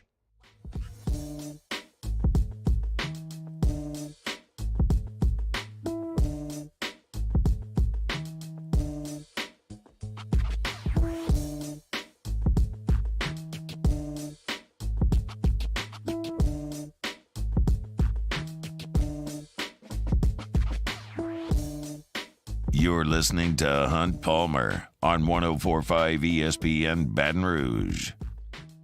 Feinbaum show's on in here now on the SEC Network, and they're all at the beach in Destin. Everybody's in their short sleeve shirts, usually kind of a suit and tie deal on TV. Not when they're in Destin. You got the gorgeous blue water in the background there, the Emerald Coast, as it were. And the big story that's coming out is about football scheduling. And the big story is that there is no story because they can't make a decision. And I've always analyzed things like this from one perspective and one perspective only. What makes everyone more money? And the only time that wasn't the guiding light and the most important aspect and the thing that you could most certainly count on was when COVID told us all to go lock ourselves in a basement. And at that point, we couldn't follow the money. Everyone was just losing money. And we just had to go by a different set of rules. But now we're back on track. And it just comes down to money. And so we all thought that this thing was ironed out back a few months ago when the league happened and we got the 3 permanent opponents and we said, okay, 9-game schedule in the league, 3 permanent opponents, rotate the others. You play everybody twice in 4 years. You go everywhere once in 4 years. That's going to be the way it goes. And I think everyone was kind of on board with that. Even me. And y'all know me at this point. The real decision makers care about the money. I, making no decisions, just talking about them on here, only think about what's best for LSU. What's the best way for LSU to win a championship? That's always my guiding light in the sports debate arena. But my perspective changed a little bit when we said, oh, we're going to expand the playoff. So this one loss here is not going to cripple you. I mean, we were in a system in 2011 where if Oklahoma State beats Iowa State in 2011, Bama's one loss to the, at that point, best team in the country without giving up a touchdown in overtime was going to cost them their season. That was the margin for error in college football in 2011.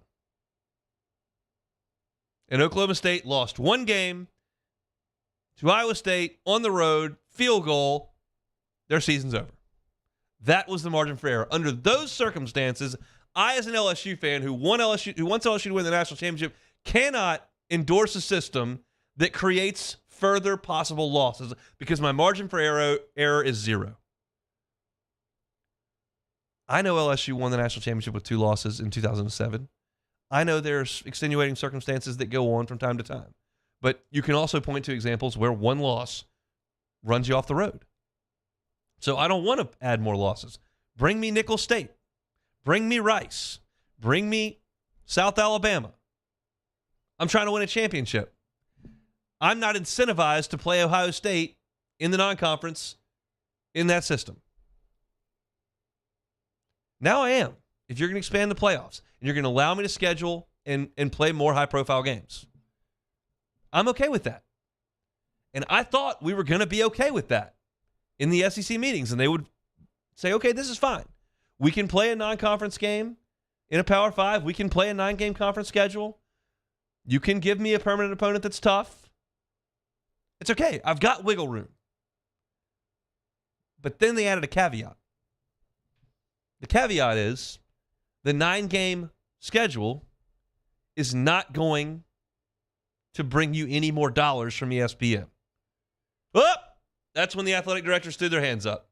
What? No more money? We don't get any more money? But we're at a 9th game. You should go to the television carrier and demand more money because they get better games. Well, it says in the release, they're not giving you more money. Oh, nope. Can't do it. We're out. Back to 8 games. Get Rice back on the phone. Anybody got the number for the AD over there at Middle Tennessee State? Where's Western Kentucky? I need a home game. I need the check that comes with it. And oh, by the way, if I'm Kentucky or Vanderbilt or Mississippi State, I need to try to make a bowl game. And at this day and age, in 2023, we simply cannot be making decisions that are guided by the idea that we may get to a bowl game. Have you seen LSU's last 2 bowl games?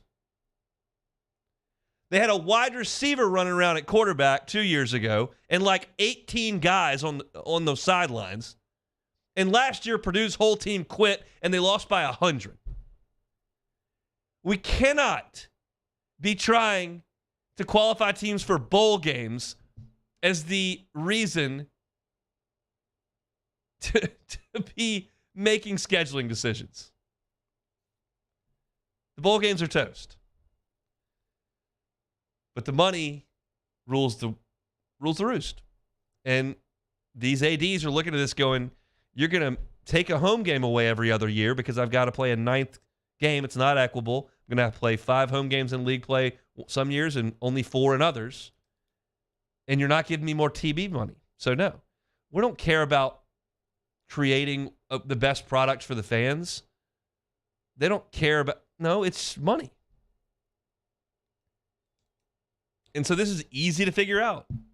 Unless Greg Sankey can squeeze more money out of ESPN with this 9th conference game and these 2 shiny new toys coming in from the Big 12, they're going to stick at 8. That's the feeling that everybody's got over there, from Ross Dellinger to Brett McMurphy to the whole crew. They all feel that's the way it's going. And you hear Greg Sankey get up there and say, the people that do things only for money make bad decisions. The money follows. You have to lead, put a competent product out there, and the money will follow. Well, that's not the case, because the ADs are telling you, unless you lead with money, we're not following. So it's, I think it's a little disappointing. Again, I have pulled a complete 180 on this over the last 10 years. And I'm now on board with playing more big-time football games because you've got an opportunity to wiggle a little bit. You can lose 2 games and still get an expanded playoff. So I'm fine. I'll go to Norman. You can send me Tennessee. I'll play Georgia in Death Valley. That's fine. But that's not the way they're going to do it, because the 7 schools on the bottom end of this thing financially want the extra wins. And the big boys at the top, who are used to getting all the cash, are saying, wait a second. No, I don't think so. I got a 100,000 seat stadium you're taking me out of every other year, and ESPN's not cutting me an additional check. I'm out. So that's a disappointing way to look at it, but the majority of them feel that way. So unless Sankey can get in there and do some politicking and flip some votes, this is where we're headed. 8-game schedule, 1 permanent. And I don't know if that's A&M for LSU. It feels like it would be. I don't know if maybe Oklahoma. Maybe it's Florida. But it's headed for 1 opponent permanent with 8 instead of 9 because the money isn't there. We'll see. They're still in Destin. They're still talking about it. We'll see if anything comes of it, but it doesn't feel that way. Seems like that can's getting kicked on down the road. We come back, Sharif Ishek, WDSU. It's the Hunt Palmer Show. This is Hunt Palmer.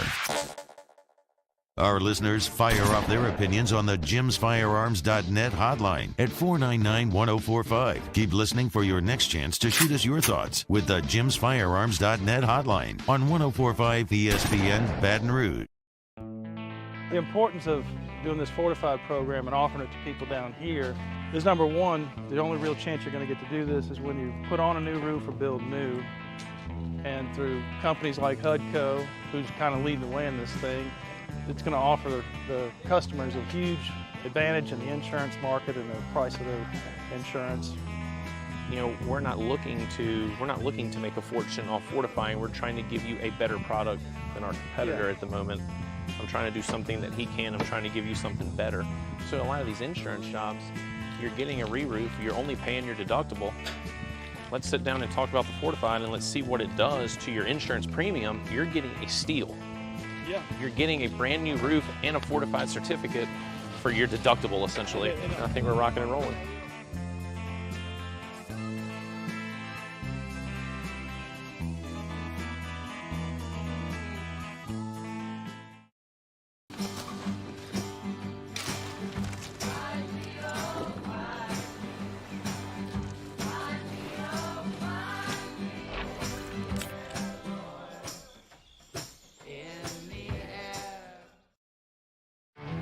There it is, the extra mile, on the border of expected and extraordinary for those willing to go further, like vans customized for work or play, with safety and tech to keep you connected. Supported by a 5-star sales, service, and finance team, and backed by the 1-star you know. So go the extra mile. It's never crowded, because so few have what it takes to go there. Mercedes-Benz Vans. When is a taco more than just a taco? When it's Government Taco. Voted best tacos 3 years in a row by 225 Magazine, Government Taco puts the most delicious spin on tacos the capital area has ever seen. With creative combinations like the Magna Carrot, the Filibuster, or the Steak of the Union. Plus perfect tortilla chips paired with the best salsa and queso you've ever had. And happy hour every day from 3 to 6 p.m. and all day on Thursday. Government Taco, 5621 Government Street. Hey there, little buddy. What's the matter? What's the matter? My windows, siding, and my door. That's what's the matter. Relief Windows can fix all of that. I got you. Pop, pop. What's up? Oh my gosh, look! Curb appeal. That's a good-looking neighborhood. ReliefWindows.com. Hey, what's up, y'all? It's that time again. It's heating up. Your boat's getting ready to come out and spend all summer on the water. It's time to take your boat to the next level with front-to-back boat service, where if you want an incredible custom speaker install, it's going to blow people away in the water, that's there for you. You want an HD sonar where you can see the fish under the water before you cast, beat all your friends, that's there for you at front-to-back boat service. So don't put it off. We got the parts in right now. Get them now before they go back on back order. Front-to-back boat service. Gulf Coast Office Products is a nationally recognized Savin office equipment dealer based right here in Louisiana. Over 100 employees strong, Gulf Coast has the boots on the ground to support all vertical markets, from education, engineering, legal, and finance. With the latest in office technology, from desktop to production segment units, Gulf Coast and Savin have the perfect fit for you. Call 225-756-2644. That's 756-2644 for Gulf Coast Office Products.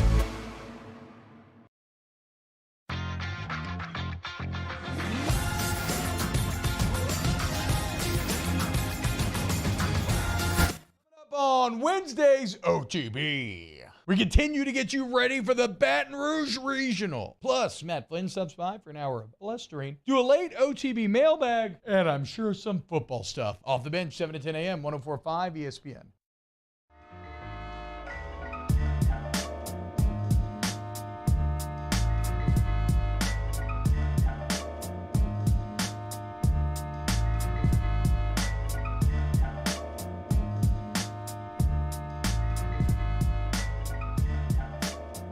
This is Hunt Palmer on 104.5 ESPN Baton Rouge. Last week, we wanted to talk some Saints OTAs on Tuesday, so we were going to call Sharif. Sharif said, nope, can't do it. I'm out. You got to call Fletcher. So we did, and we had a great chat with Fletcher Mackel. But this week, we're thrilled to welcome back to the program WDSU's Sharif Ishek. He joins us on the Gems Firearms Hotline. Sharif, we missed you last week. How are you? Well, getting Fletcher is much better because if you ask him one question, he can probably knock out an entire segment because he won't stop talking. I'm not that type of person. I don't talk a lot. I know. Okay. Well, I mean, look, Fletcher does talk a lot. I talk a lot. I sit here 2 hours a day and yap. But you talk plenty as well, and we appreciate it. So, look, let's start with the Saints before we get to LSU and Tulane as well. I know they're still out there in OTAs. Has there been anything of note for you all? I know the Saints media circle never really stops. It goes 12 months out of the year. Anything to really glean from OTAs, or pretty pretty boring stuff thus far. It's okay. I mean, you'd always look at which veterans show up and don't show up. And this week, Demario Davis showed up. This is, he wasn't there last week. No Tyrann Matthews, no Taysom Hill, still no Marshawn Lattimore, Michael Thomas, Alvin Kamara, Ryan Ramczyk. But, I mean, that's as expected. Some of these veterans may not even show up for these OTAs. We want to see, like, what they look like in a few weeks when they have mandatory minicamp. But in a practice like today, I mean, balls were dropped. Dennis Allen was not happy how many balls hit the grass today and the turf. They were inside today for most of the practice because of the lightning they had here off Airline Drive. Also, everybody was wondering about the John Gruden coming in for the week last week. Dennis Allen says he didn't think it was a big deal, and he asked everybody if it was okay, and they brought him in. It's not like they're hiring him as a coach, but it makes sense to bring him in because of the connection that he had with Derek Carr from 18 to 21 to help, familiarize themselves with that type of offense. But that's all it's been so far. I mean, Rashid Shaheed, he continues, his stock continues to rise and rise quickly, and he continues to show that he has a chance to have a breakout season this year. But that's about it. I mean, OTAs aren't really that sexy, Hunt. I mean, that's what it is. I mean, it's voluntary. It's not supposed to be the sexiest of practices. Well, you mentioned Mario Davis being at OTAs. When you look at the Saints defense and you look at DeMario Davis and Cam Jordan, certainly in their prime, they were all pro type players. What are they now? Are they still that level? I wouldn't say that they're at their prime, but man, when you get to that age, it declines a little bit. You can see it statistically, but at least they're on the field playing. Their motor never stops, but each of their motors just never stop. I don't understand how they play at such a high level. Now, the stats may not show. They do a lot of things that doesn't show in the stat book, but they still playing super hard and super at a high level at that age. After all those games, that's amazing to me. I find it very encouraging for the defense. Now, if something were to happen, somebody goes down, especially with Cam and DeMario at that position at linebacker, you're wondering who's next, because I feel like they're thin right now because you don't know who else is behind them. That's why. Tell me about Trevor Penning on the other side of that scale, where those two guys are kind of on the downside of their career. Trevor Penning should theoretically take off this year as his first year as a full-time starter from a health perspective, from a potential perspective, from a starting left tackle in the NFL perspective. Where is Trevor Penning right now? He's taking mental rips on the sideline. You can see him working off to the side in the indoor facility, just trying to get back from his foot injury, just like Cesar Ruiz. Cesar Ruiz did a little bit more this week. So the encouraging sign is you got to get him healthy first with Trevor Penning. You got to see more from him. He was getting better as the season went along, and it's unfortunate that he suffered an injury in that final game, in a game that really didn't matter at all to anything to the Saints other than getting him reps. And he was looking good. But you want to see more, huh? You want to see if he can do it, for a 17-game schedule. At least play 15 of the 17 games. And they have a lot invested in him. I think that, this has a chance to be the season for him. He's got to show these coaches, Doug Marrone, if, that he is serious, that once he gets healthy, that he is ready to learn that playbook and he's ready to be a contributor for this team. And I think, in my opinion, when they drafted him last year, I was excited about it because I think that he's a mauler and he's going to continue to be a mauler. Quarterback is the most important position we've got in this country's sporting arena. And Derek Carr's new in this situation, certainly not new to the NFL. As far as leadership goes, how verbal he is and vocal he is during practice, and what kind of a demeanor has he brought as far as leadership goes? A great one. Anytime they're a little off with any routes, he'll go talk to the receiver, or he'll talk to Ronald Curry, Pete Carmichael, and make sure they get everything right. If something wasn't right, he wants to fix it. That's something you need from a quarterback, a vocal quarterback. And the receivers love that. And he'll tell receivers, hey, you get open, I'll make sure that ball gets there to you. Just catch the ball. You saw it last week, and you see it this week with some of the contested catches, whether it's Rashid Shaheed or Chris Olave. And you're starting to see a really good connection. I know it's only been 2 weeks in OTAs, but really good connection with those two receivers. But he's out there talking to the coaches. He'll talk to the quarterbacks as well to make sure they're all on the same page. And it's something we haven't seen in a while. It's something we haven't seen since the Drew Brees era, especially in the middle years of the Drew Brees era. And that's something that this team needs. They need a quarterback who's engaged and focused with all of his talent on the field to make this whole thing work. Chatting with Sharif Ishek, WDSU, cover Saints and the Pels. And I guess Tulane now, weren't expected to say that as of a week ago, but all of a sudden the Green Wave are rolling in to the NCAA tournament. How big a story is that? I mean, look, listen to this. They didn't win back-to-back games all year. They didn't win a series in April and May. They won back-to-back games for the first time in the conference tournament. They did it twice. You tell me. I mean, college baseball is the craziest, strangest sport out there. You go 15-39, and then you roll into a tournament, go 4-1, you punch your ticket, and I believe that's the worst team to ever make the conference, to make the NCAA regionals at 19-40. I mean, you probably know more the history more than I do, but it just feels like that is the worst record team to get into a regional. But look, man, they swing in the bat. They're swinging a pretty good bat right now. That's what got them to the AAC tourney. Look, they got a couple local kids on the team. Brennan Lambert with the Catholic High, Brady Hebert, Catholic High, and Dylan Carmouche, their ace pitcher, U High. So I'm not saying, I'm not saying they're going to win on Friday. I mean, they're going to pitch their ace, and Paul Skeens isn't going to pitch that first game.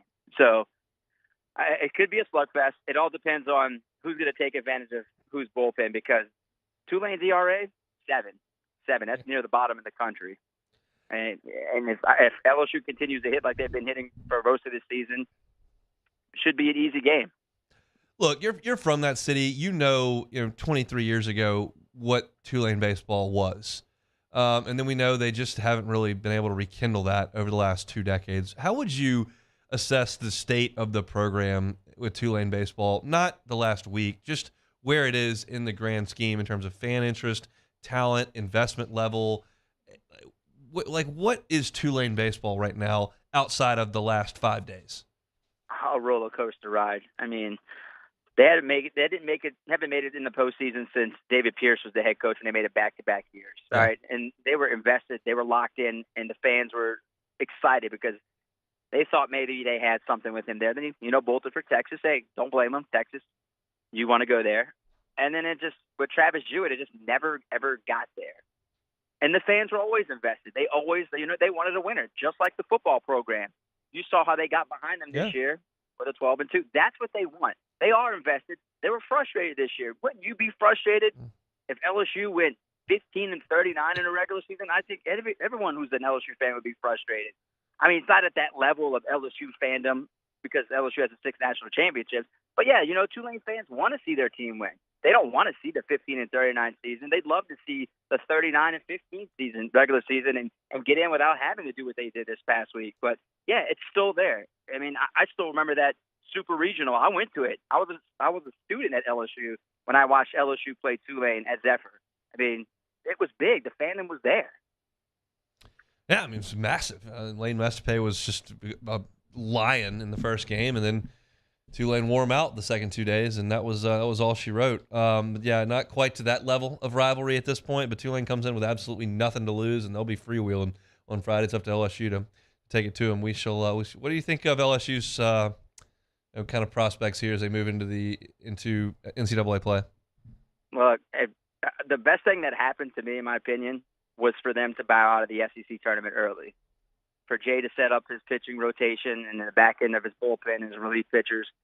I know they went 3 of 20 runners in scoring position in that last game. I'm not worried about the hitting.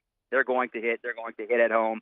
I just want to see if Ty Floyd and Thatcher Hurd can at least give them 5-6 innings, and then some pitchers in that bullpen can get it done. I know you pay closer attention to the bullpen and all the pitching more than I do. I just want to see a few pitchers go out there and give you some, quality innings. Don't walk any hitters, multiple hitters. Just get out. That's all you gotta do is get out. Easier said than done, I know. We'll see. I'm very, very excited for Friday and very, very terrified because at this point now it can all be over in the span of 24 hours if you don't take care of your business. It's the most fun time of the year, but that sense of potential doom is not fun, and I unfortunately see things that way sometimes. I'm with you, man. Welcome to being an LSU fan, right? All right, Sharif. We'll talk next week. Thanks, man. All right, bud. Sharif Ishek, WDSU, covering Saints and Pels and Tulane whenever we need some Tulane help. I've, as I said at the top of the show, I have thrown out feelers to Sam Houston and Oregon State, trying to get some beat writers, potentially a coach to come on and talk. Have not heard a lot back. I get the sense that we are a little more engaged in college baseball than most people. I don't know that anyone covers Sam Houston day to day. I looked at their hometown newspaper, and they hadn't had a story up in like 3 days on them, including that they were going to the NCAA tournament to Baton Rouge.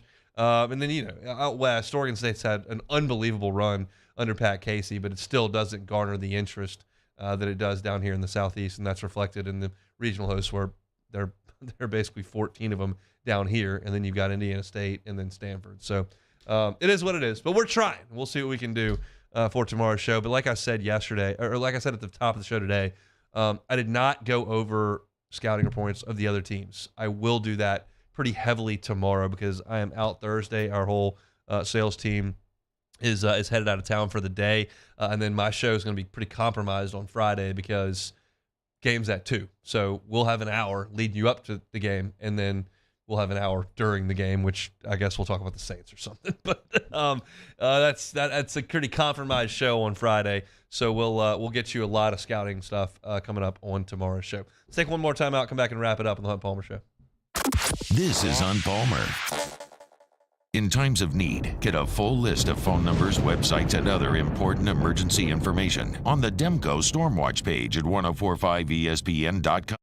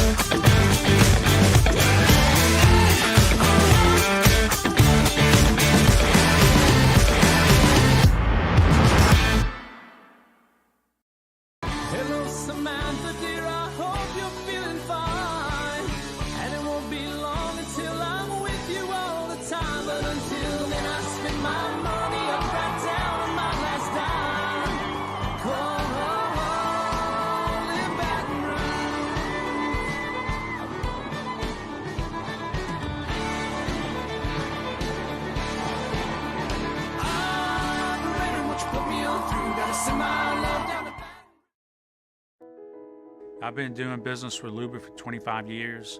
They're dependable, trustworthy. It's just the attention to detail with our clients.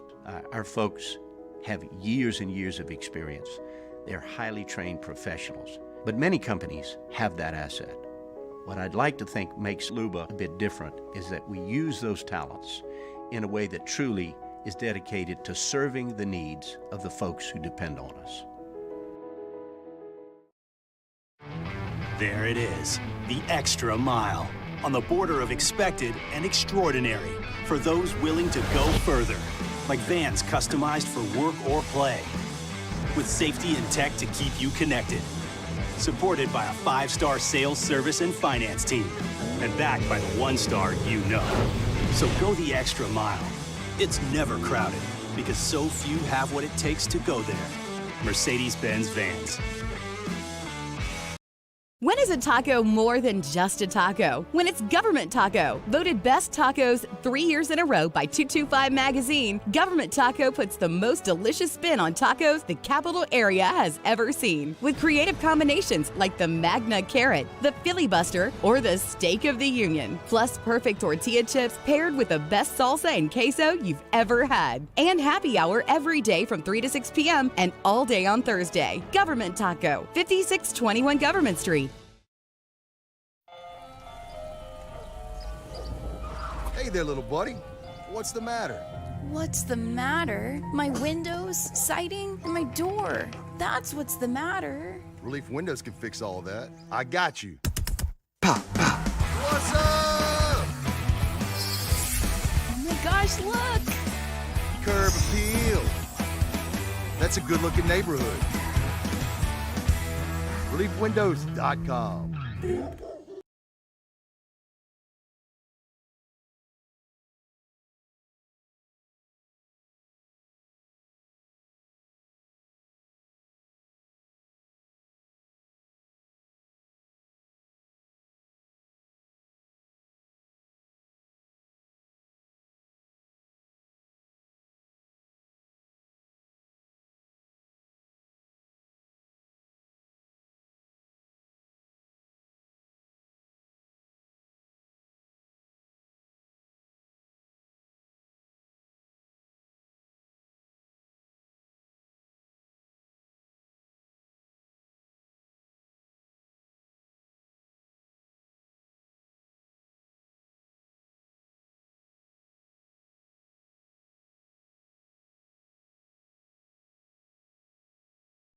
Charles Hannegriff and Jimmy Ott for a Wednesday edition of Live at Lunch. They'll be live from the original Walk-Ons on Burbank. So join us 11 to 1 p.m. 104.5 ESPN Baton Rouge.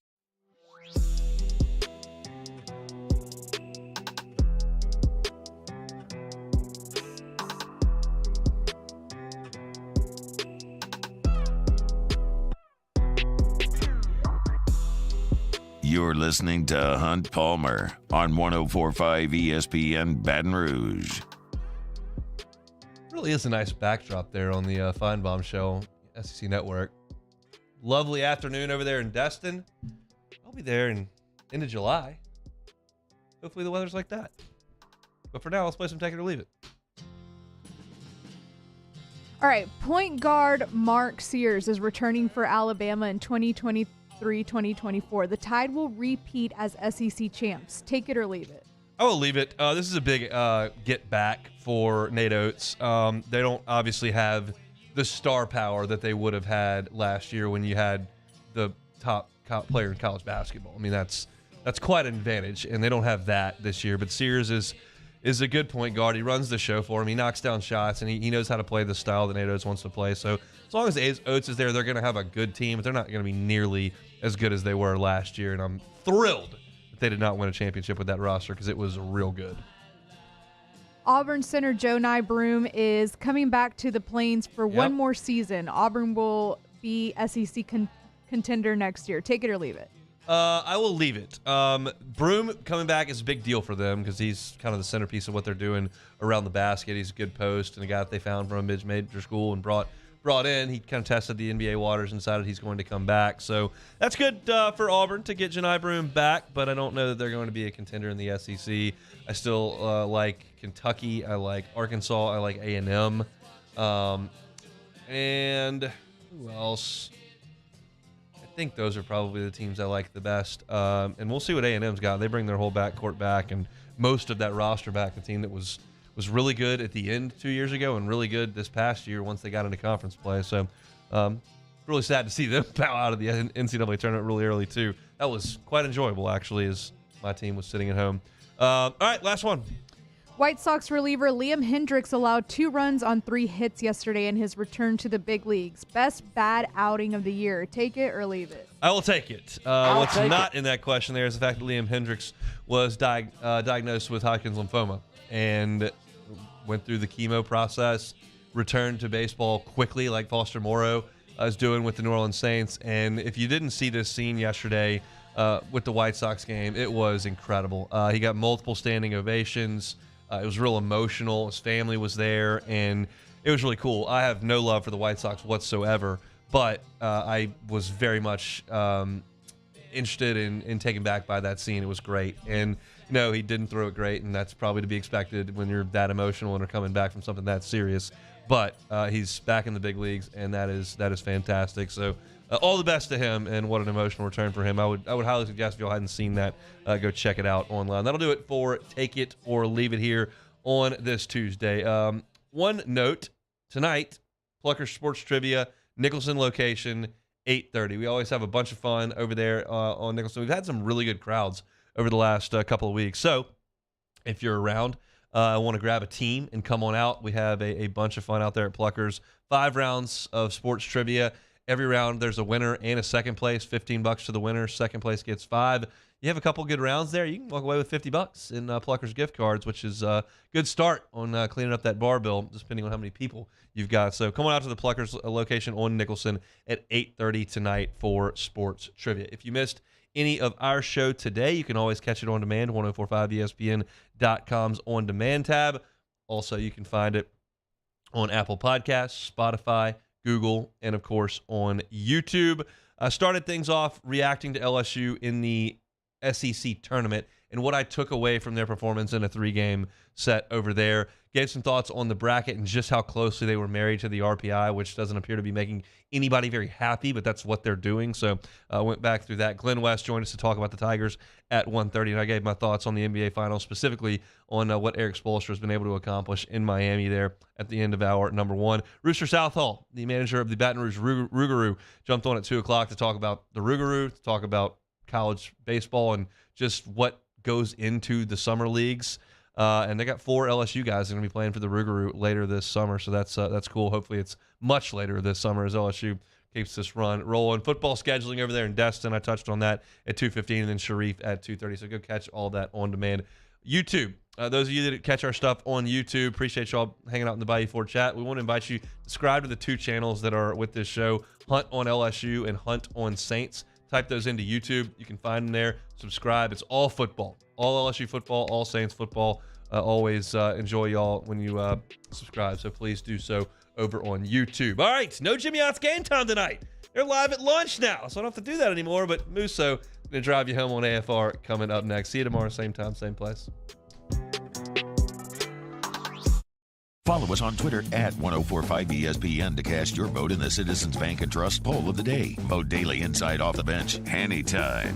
Hunt Palmer. And after further review, Citizens Bank and Trust brings you the Poll of the Day via Twitter at 1045ESPN. Turn my music high, high, high, high. You don't know what you're doing. Sure I do. I'm from the streets where the hood swallow on me. Bullets will follow on me. There's so much that you can run the slalom. The cops comb this top to bottom. They say that we are prone to violence, but it's home sweet home. With personalities clashing, chrome meets chrome. Prices up and down like this Wall Street. Hey, what's up, y'all? It's that time again. It's heating up. Your boat's getting ready to come out and spend all summer on the water. It's time to take your boat to the next level with front-to-back boat service, where if you want an incredible custom speaker install, it's going to blow people away in the water, that's there for you. You want an HD sonar where you can see the fish under the water before you cast, beat all your friends, that's there for you at front-to-back boat service. So don't put it off. We got the parts in right now. Get them now before they go back on back order. Front-to-back boat service. Gulf Coast Office Products is a nationally recognized Savin office equipment dealer based right here in Louisiana. Over 100 employees strong, Gulf Coast has the boots on the ground to support all vertical markets, from education, engineering, legal, and finance. With the latest in office technology, from desktop to production segment units, Gulf Coast and Savin have the perfect fit for you. Call 225-756-2644. That's 756-2644 for Gulf Coast Office Products. I've been doing business with Luba for 25 years.